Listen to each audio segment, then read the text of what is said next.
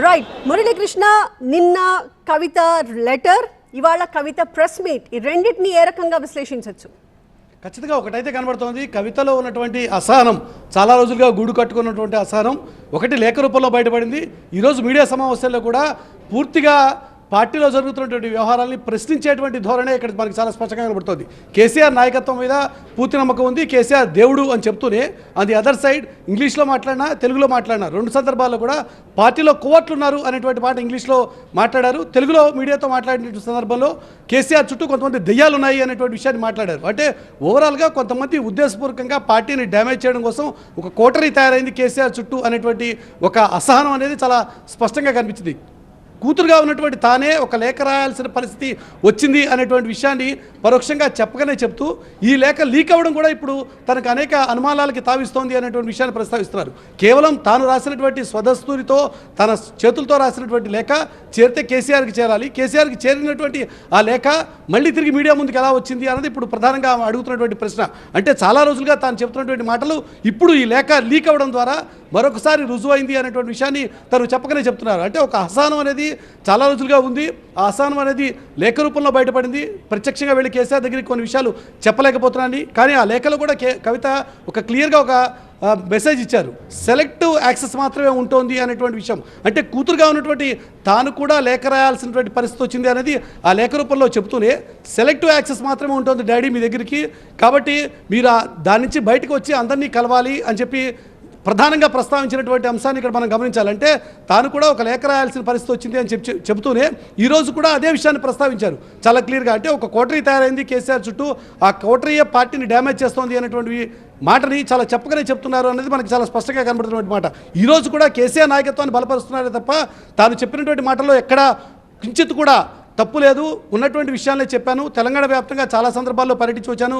Jail నుంచి తిరిగి వచ్చిన తర్వాత కూడా తెలంగాణలో చాలా చోట్ల తిరిగి వచ్చిన తర్వాత కార్యకర్తల అభిప్రాయాలు, ప్రజల అభిప్రాయాలు వాటన్నింటినీ క్రోడీకరించి మాత్రమే ఎప్పటికప్పుడు తాను కేసీఆర్కి ఫీడ్బ్యాక్ ఇస్తూ ఉంటాను. అందులో భాగంగానే ఈ లేఖ కూడా ఇచ్చాను. ఆ లేఖలో ఉన్నటువంటి అంశాలన్నీ కూడా అంటే అందులో చాలా క్లియర్గా ఆమె నిన్నటి మనం లేఖ విశ్లేషిస్తే ఒకటి ప్రధానంగా కేసీఆర్ స్పీచ్లో ఉర్దూలో మాట్లాడకపోవడం, బీసీకి సంబంధించినటువంటి అంశాలు ప్రస్తావించకపోవడం, ఎస్సీ వర్గీకరణ అంశాలను ప్రస్తావించకపోవడం, వీటితో పాటుగా సెలెక్టివ్గా యాక్సెస్ ఉంటుంది అనేటువంటి విషయాన్ని కూడా ప్రధానంగా ప్రస్తావించాల్సి వస్తే ఆ సెలెక్టివ్ యాక్సెస్ అనేది ఇక్కడ ప్రధానంగా పార్టీలో ఇబ్బందికరంగా మారుతోంది అనేటువంటి విషయాన్ని క్లియర్గా కవిత తన లేఖ రూపంలో చెప్పారు. ఈరోజు మాటల్లో కూడా అదే విషయాన్ని మరొకసారి రీటరేట్ చేశారని చెప్పాలనుకోవచ్చు. కానీ మురళీకృష్ణ ఇప్పుడు ఇవాళ ప్రెస్ మీట్లో మాట్లాడిన తర్వాత కవిత ఏం ఆశించారని అనుకోవచ్చు? ఎందుకంటే తను యాక్సెస్ గురించి మాట్లాడారు, నాలాంటి వ్యక్తులకి ఇలాంటి సిచ్యువేషన్ ఉంటే మిగిలిన వాళ్ళ పరిస్థితి ఏంటి అర్థం చేసుకోవాల్సిన సిచ్యువేషన్ ఉంది అని అన్నారు. అంతేకాకుండా లెటర్ లీక్ చేసింది పార్టీలోని వ్యక్తులే అన్నారు, కోవట్లు ఉన్నారన్నారు, దెయ్యాలు ఉన్నారన్నారు, కానీ కుట్ర జరుగుతోందన్నారు. ఆ కుట్ర ఎవరు చేస్తున్నారనే ప్రశ్నకు సమాధానం లేదు. సో బిట్వీన్ ద లైన్స్ మనం చదువుకోవాల్సిన పరిస్థితి ఏమన్నా ఉందంటారా? ఖచ్చితంగా ఉంది. ఎందుకోసం అంటే ఈరోజు బీఆర్ఎస్ నాయకత్వం కూడా మొత్తం ఎపిసోడ్ అంతా గమనిస్తే ఎవరు కూడా పెద్దగా రియాక్ట్ అవ్వలేదు. ఉదయం నుంచి కూడా కేసీఆర్ రియాక్ట్ అవ్వరు అనేది ఒక విషయం పక్కన పెడితే కేటీఆర్ కానీ హరీష్ కానీ పార్టీకి సంబంధించినటువంటి ముఖ్యమైన నాయకులు కానీ ఈ మొత్తం వ్యవహారం మీద రియాక్ట్ అవ్వలేదు ఒకటి. రెండవది మాట్లాడినటువంటి వ్యక్తి సామాన్యమైనటువంటి నాయకురాలు కాదు, ఏదో పార్టీలో ఉన్నటువంటి చిన్న స్థాయి నాయకురాలు కాదు. ఆమె స్వయంగా కేసీఆర్ కుమార్తె. పార్టీలో పనిచేయడమే కాదు, అంతకంటే ఉద్యమ సందర్భంలో కూడా చాలా యాక్టివ్గా పనిచేసినటువంటి నాయకురాలు. అటువంటి నాయకురాలు కొత్త అసహనాన్ని వ్యక్తం చేస్తూ ఒక మాట మాట్లాడితే ఖచ్చితంగా ఆమె ఏంటి, ఎందుకు ఈ రకంగా అసహనంగా ఉన్నారనే విషయాన్ని ఖచ్చితంగా పార్టీ నాయకత్వం పిలిచి మాట్లాడచ్చు. అది స్వయంగా కేటీఆరే కావచ్చు, హరీషే కావచ్చు, లేక నేరుగా తండ్రి కేసీఆరే కావచ్చు, ఎవరైనా సరే పిలిచి మాట్లాడేటువంటి ఆస్కారం ఉంది.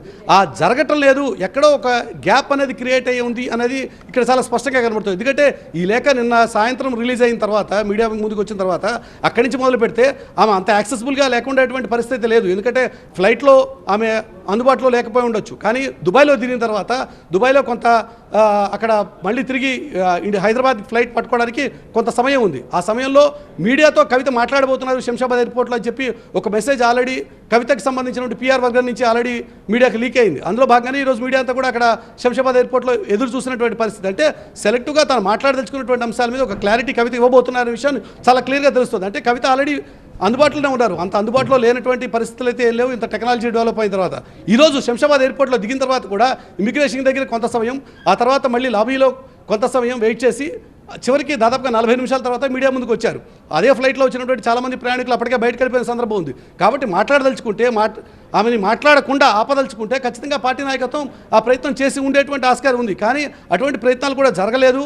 బహుశా జరిగినా కూడా తను ఆ ప్రయత్నాలతో ఇంప్రెస్ కాలేదు, లేకపోతే సంతృప్తి పొందలేదు అనే విషయం మనకు కనబడుతుంది. అంటే ఇన్ బిట్వీన్ లైన్స్ మనం చదవలుచుకుంటే కవితని ఆపదలుచుకుంటే, కవితని మాట్లాడకుండా ఆపదలుచుకున్నా, లేక ఈ మొత్తం వ్యవహారంలో ఇదంతా కూడా టీ కప్లో తుఫాను, మీరు అనవసరంగా రాద్ధాంతం చేస్తున్నారని చెప్పి మీడియాని అనేసి వెళ్ళిపోవచ్చు. కానీ ఈ లేఖని తాను ఓన్ చేసుకున్నారు. ఈ లేఖలో ఉన్నటువంటి అంశాలన్నీ కూడా తాను చెప్పదలుచుకున్నటువంటి మాటలని చెప్పి చాలా స్పష్టంగా చెప్పారు. బీఆర్ఎస్ పార్టీ నుంచి ఎలాంటి ప్రయత్నము జరగకపోవడాన్ని ఏ రకంగా చూడాలి అంటే, పార్టీ దీని పెద్ద సీరియస్ విషయం అని అనుకోలేదా?